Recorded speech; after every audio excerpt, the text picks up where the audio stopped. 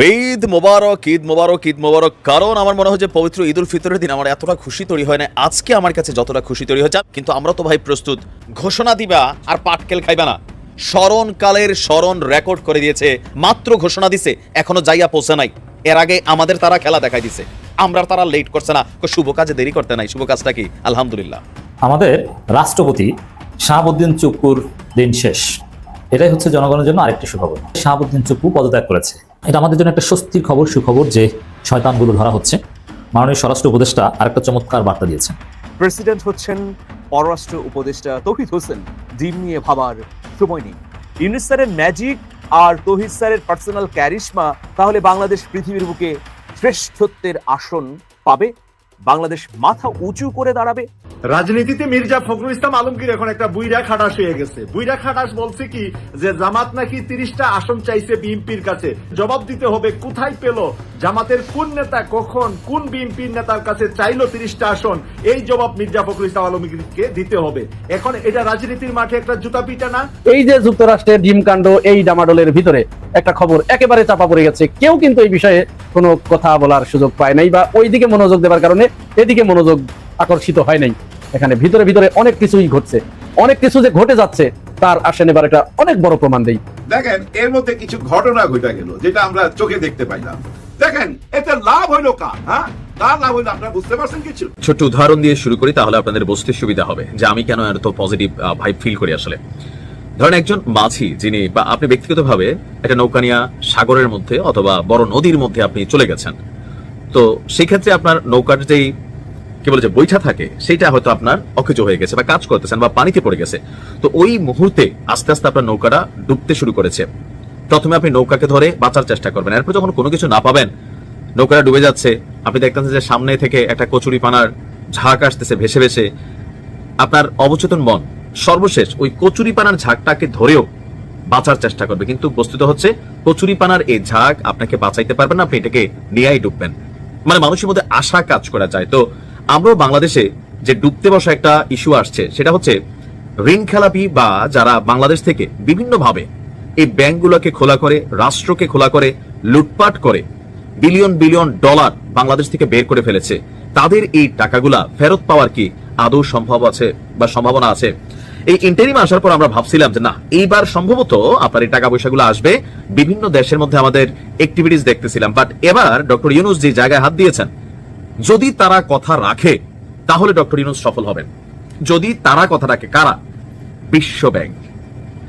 পাচারকৃত অর্থ, বাংলাদেশ থেকে যে অর্থ পাচার হয়ে গেছে সারা পৃথিবীতে, সেই টাকাগুলোকে বাংলাদেশে আবার ফিরিয়ে আনতে এবার বিশ্ব ব্যাংকের সহায়তা চেয়েছেন ডক্টর ইউনূস। সেখানে বিশ্ব ব্যাংকের যিনি এমডি ছিলেন বা আরো যারা ঊর্ধ্বতন প্রতিনিধি আছেন, জাতিসংঘের যে প্রোগ্রাম চলছে সেই প্রোগ্রামের ফাঁকে তিনি তাদের সাথে বৈঠক করেছেন, এমনকি বাংলাদেশ থেকে গেল বেশ কয়েক বছরে যে টাকাগুলো লুটপাট হয়ে পাচার হয়েছে, সেই টাকাগুলো তিনি ফেরানোর জন্য বিশ্ব ব্যাংকের সহায়তা চাইছেন। এখন বিশ্ব ব্যাংকের কি ক্ষমতা আছে? অবশ্যই আছে। বিশ্ব ব্যাংক সারা পৃথিবীকে লোন দেয়, ঋণ দেয়। তো বাংলাদেশের টাকাগুলো বেসিক্যালি যে কয়েকটা দেশে যায়, সেখানে বিশ্ব ব্যাংকের কার্যক্রম আছে।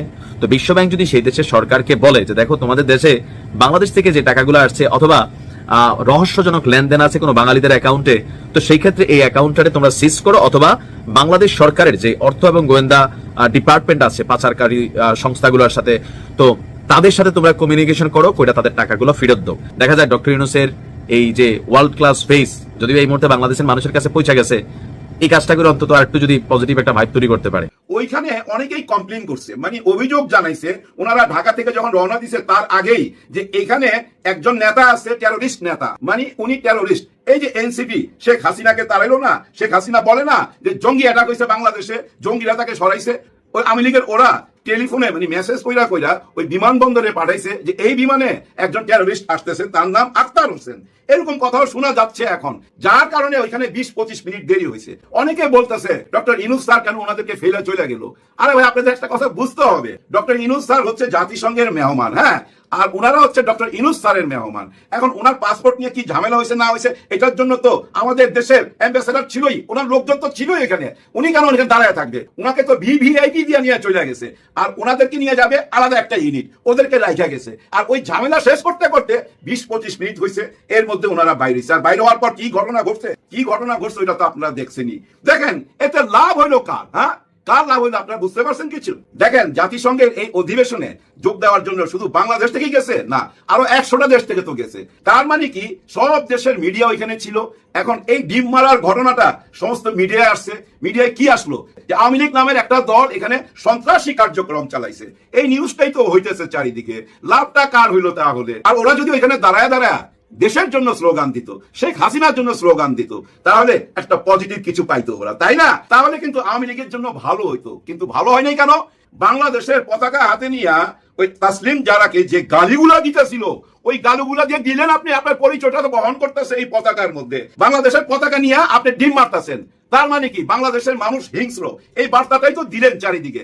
দেখেন, এই ডিম মারাটা এখনো কিন্তু চলতেছে। ডিম মারা কিন্তু ওইখানে আরম্ভ হয়েছে, এটা বাংলাদেশেও চলতেছে। যারা যারা ডিম মারছে তাদেরকে তো দেখা যায়, একটু আগে আমি বললাম না, এখন কানে শোনার যুগ না, তো চোখেও দেখা যায়। যারা যারা ডিম মারছে তাদেরকে দেখা দেখা স্লো মোশনে ফ্রিজ কইরা কইরা তাদের ছবি নিয়ে ভাইরাল কইরা দিতেছে। আর যারা ডিম মারছে তাদের বাসায় যায় দেশপ্রেম নাগরিকরা কি করতেছে জানেন? ডিম ছুঁড়া মারতেছে, ইট পাথর না ভাই, ডিম ছুঁড়া মারতেছে তাদের দেওয়ালে, জানালায়, এবং চিহ্নিত করে যাইতেছে ডিম দিয়া যে এই বাড়ির একটি ছেলে আমেরিকায় আমাদের দেশের জুলাই অভ্যুত্থানের সৈনিকদেরকে অপমান করছে, ডিম মারছে। এখন এতে কি দাঁড়াইছে জানেন? যারা ডিম মারছিল এদের 2-4 জন আবার ইউটিউবে আইসা বলতেছে, ফেসবুক আইসা বলতেছে, না না আমি ডিম মারি নাই, আমি শুধু দৌড়াইছি, আমি কোনো কর্মকর্তা না, আমাকে আমার এক ভাই নিয়ে গেছিল এয়ারপোর্টে, যার জন্য আমি গেছি। মানে ভয় পাইছে, মারছে, ওইখানে এফেক্ট হয়েছে তার বাড়িতে। তবে আমি বলবো ভাই, কারো বাড়িতে অ্যাটাক করবেন না, ওই যে ডিম ছিঁড়া মারছেন ওইটাই ঠিক আছে। তবে ভবিষ্যতে যে যাবেন আবার, হ্যাঁ আমি জানি না আবার আপনাদেরকে নিয়ে যাবে কিনা, 5-6 মাস তো দেরি আছে, 5-6 মাসের মধ্যে আবার হয়তো কাউকে কাউকে নিয়ে যাবে। এবার যদি আপনারা যান, যারা যাবেন আর কি ডক্টর ইউনূস স্যারের সাথে, যাবে কিনা জানি না, হয়তো অনেকে ডিমের ভয়ে যাবে না, যে ভাই উনার লগে গেলে তো ডিম মারে, তাই না? এই ভয়ে অনেকে যাবে না। কিন্তু আমি বলবো ভয়ের কিছু নাই, টেকনিক খাটাইবেন, মাথায় বুদ্ধি খাটাইবেন, সঙ্গে করে না বাংলাদেশের একটা পতাকা নিয়ে যাবেন। যারা যারা যাবেন এক একটা করে পতাকা নিয়ে যাবেন। এয়ারপোর্ট থেকে বাইরে হওয়ার সময় কি করবেন জানেন? ওই পতাকাটা এই যে এখানে চড়াইবেন, কাঁধের উপরে চড়াই দিবেন বা মাথার উপরে রাখবেন, এইভাবে। তারপরে বীরের মতো হাঁটতে থাকবেন। কেন বললাম? এখন যদি ডিম মারে আপনাকে, ওই ডিম যায় পড়বে কোথায়? লাল সূর্যের উপরে, সবুজ লাল সূর্যের উপরে, মানে বাংলাদেশের পতাকার উপরে ডিম পড়বে। এই যে আক্তার হোসেন হাইটা যাইতেছিল, ওর গায়ে যদি বাংলাদেশের একটা পতাকা থাকতো, ওই ডিমটা কোথায় পড়তো? বাংলাদেশের বুকে পড়তো। আর তখনই তারা হাইরা যাইতো, হ্যাঁ, আর তখনই তাদেরকে নিয়ে সবাই ছি ছি বলতো, হাই হাই হাই কি করলি এটা আওয়ামী লীগ, তোরা বাংলাদেশের গায়ে ডিম মারলি, এই কথাটা বলতো না। যার জন্য বললাম বুদ্ধি খাটাইবেন, বুদ্ধি খাটাইবেন, বুঝছেন ভাইবেন না? কেউ একাই সংসদে চলে যাবে, পারবে না, পারবে না, সবাইকে নিয়েই যাইতে হবে। একা কেউ সরকার গঠন করতে পারবে না, কঠিন হয়ে যাবে ভাই। আমি বারবার বলছিলাম জামায়াত বিএনপি একে অপরের মাংস খাবেন না, মাংস খাওয়া বাদ দিয়ে ফেসিজমের বিরুদ্ধে ঐক্যবদ্ধ হন। কথা শুনেন নাই? আজকে হয়েছে, এখন পোস্ট দিয়ে বলছেন, পীরের মতো কথা বলছেন, এতদিন নিজের উপরে পড়ছে, এখন আসছেন, তারপরে সময় শেষ হয়ে যায় নাই। Let me make it clear what we are going to do right now. বলেছি আওয়ামী লীগকে যুক্তরাষ্ট্রের মাটিতে এই সন্ত্রাসী সংগঠনের রাজনীতিকে সীমিত করে দিব ইনশাল্লাহ। আওয়ামী লীগের রাজনীতি যুক্তরাষ্ট্রের মাটিতে নিষিদ্ধ হবেই হবে, গ্যারান্টি দিয়ে বলতেছি, আজ অথবা কাল। We have started this process, what we need right now. যুক্তরাষ্ট্রের মাটিতে প্রথম কথা হলো, যে রাজনীতি চলছে সেই রাজনীতি যুক্তরাষ্ট্রের আইনে নিষিদ্ধ। Unless you register yourself as a foreign agent, without doing this one, you should not do any political activities on the soil of the United States. It's completely prohibited. It's never been drawn to the attention of the authority. And what I have done, we are going to do that. Inshallah, Awami লীগের এই সন্ত্রাস যুক্তরাষ্ট্রের white হাউসে গিয়ে land করবে শীঘ্রই। State ডিপার্টমেন্টে তো যাবেই, এটা আমি সেখানে যাচ্ছি ইনশাল্লাহ। আমি আপনাদেরকে বলছি, স্টেট ডিপার্টমেন্টে যাবে, হোয়াইট হাউসে আমরা ল্যান্ড করাবো এই সন্ত্রাসী সংগঠনের কার্যক্রম। ইভেন দো কয়েকটা পদ্ধতিতে যুক্তরাষ্ট্রে আওয়ামী লীগের সন্ত্রাসীদেরকে ব্যান করা সম্ভব। কথা দিচ্ছি, আওয়ামী সন্ত্রাসীদের রাজনীতি যুক্তরাষ্ট্রের মাটিতে আমাদের জন্য, আমাদের পরবর্তী জেনারেশনের জন্য সেফ আমেরিকা করার জন্য এই দুর্বৃত্তদের যুক্তরাষ্ট্রের মাটি থেকে তাদের রাজনীতির খবর রচনা হবে ইনশাআল্লাহ। এবং বাংলাদেশে তারা সব জায়গাতে বলছে সন্ত্রাসী নিষিদ্ধ ঘোষিত বাটপারদের বিষয়ে কোনো ছাড় দেওয়া হবে না এখন থেকে ইনশাআল্লাহ। আমি আপনাদেরকে বলছি, সরকারের এবং কনসুলেট এম্বাসিজ রাউন্ড দ্য ওয়ার্ল্ড কোন ধরনের আওয়ামী ফ্যাসিস্টদেরকে খুলে প্রশ্রয় দিবেন। ইতালি বলছি, ফ্রান্স বলছি, যখন যে সাহায্য চাইবো, যার বিষয়ে তথ্য চাইবো, দিতে বাধ্য থাকবেন। আন্ডার টেররিস্টে এম্বাসি এবং এখান থেকে আপনাদেরকে বের করে রাস্তাতে ফেলে দেওয়া হবে। বি কেয়ারফুল, এটা বলে দিলাম কিন্তু আপনাদেরকে। যখন যা চাইবো, তথ্য দিবেন। আমরা এদের এই ইন্টারন্যাশনাল টেররিস্ট গ্রুপকে ব্যান করবো যুক্তরাষ্ট্রের মাটিতে, followed by the United Kingdom and European Union ইনশাআল্লাহ। The process has been started, we need your support. আমরা অলরেডি আমরা পিটিশন করেছি আপনার change.org এ, অর্থাৎ এই ভায়োলেন্স সন্ত্রাসী কর্মকাণ্ড যুক্তরাষ্ট্রে ব্যান করার জন্য। Please guys, sign the petition. It started from last night. We'll initiate it inshallah. You could see pretty soon. আপনারা এই সহযোগিতাটা করবেন, আর কিছুই আপনাদের লাগবে না। কোনো টাকা পয়সা জীবনে দিতে হবে না আমাদেরকে, শুধু এই সহযোগিতা করবেন। মির্জা ফখরুল ইসলাম আলমগীর এই চলতি মাসের 4 তারিখে ভারতের একটা অনলাইন পত্রিকা এই সময় সেখানে তিনি একটা সাক্ষাৎকার দিয়েছেন। এই সাক্ষাৎকারে তিনি অত্যন্ত আপত্তিকর এবং বাংলাদেশের সেন্টিমেন্টের বিপক্ষে গিয়ে তিনি সেখানে বক্তব্য উপস্থাপন করেছেন। তাদেরকে তিনি কথা বলেছেন তাদের সাথে, সেই পত্রিকার সাথে। তিনি বলেছেন কোনো মতো অবস্থায় আমরা আর জামাতকে মাথায় তুলতে চাই না, এবং জামাত আমাদের সাথে 30টি আসনের জন্য তারা চেয়েছিল, আমরা তাদেরকে 30টি আসনও দিতে চাই নাই, আমরা তাদেরকে তার থেকে অনেক কম একটা সংখ্যা বলেছি, ফলে তারা চলে গেছে আর আসে নাই। এই যে কথা তিনি বলেছেন, এটা কি মির্জা ফখরুল ইসলাম আলমগীর কবে তিনি আসন দেওয়ার মালিক হয়ে বসলেন? শেখ হাসিনার বিতাড়নের পরে, শেখ হাসিনার পলায়নের পরে মির্জা ফখরুল ইসলাম আলমগীর কি আসন বন্টনের দায়িত্ব পেয়েছেন?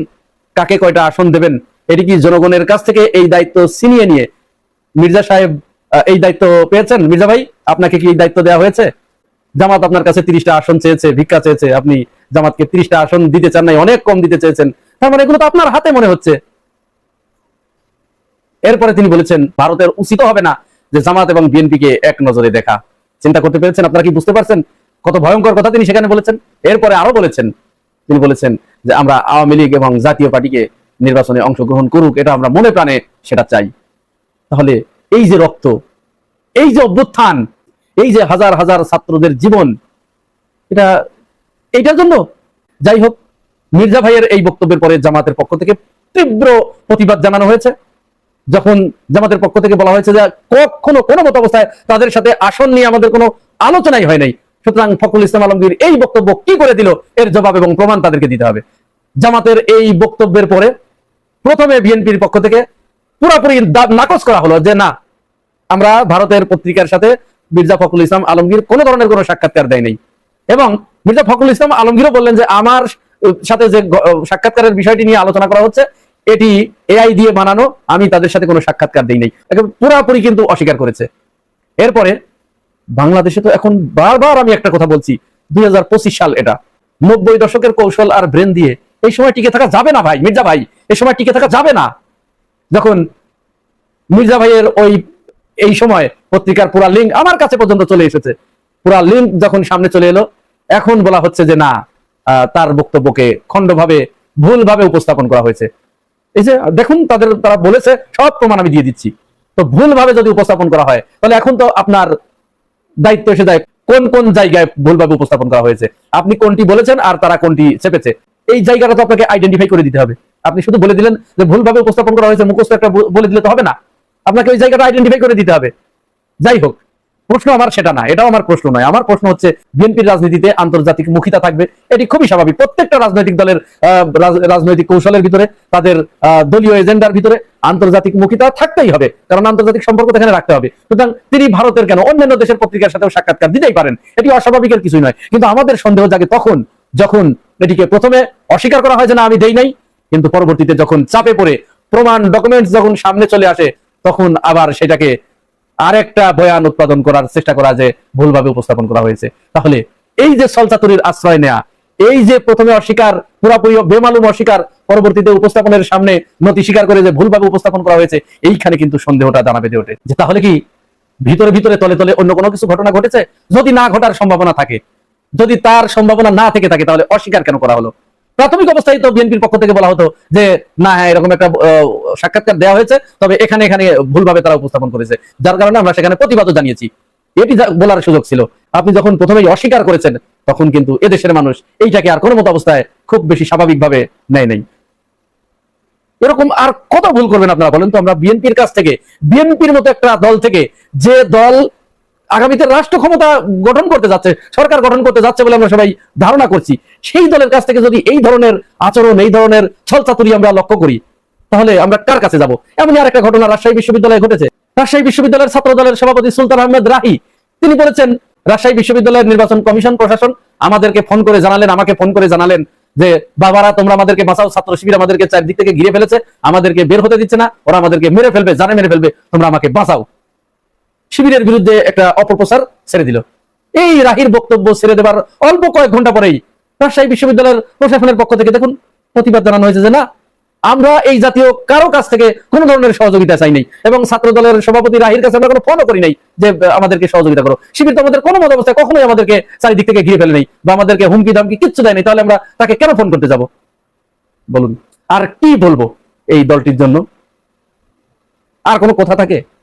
একের পর এক এই ধরনের বিচারিতা, এই ধরনের কাজ করে অস্বীকার, জলজান্ত মিথ্যা উপস্থাপন, এটি বাংলাদেশের জন্য এবং 2025 সালের এই জেন জিদের জন্য, সেই সাথে আমাদের মতো বৃদ্ধদের জন্য অত্যন্ত হতাশাজনক, ন্যাক্কারজনক এবং অত্যন্ত ঘৃণ্য একটা কাজ।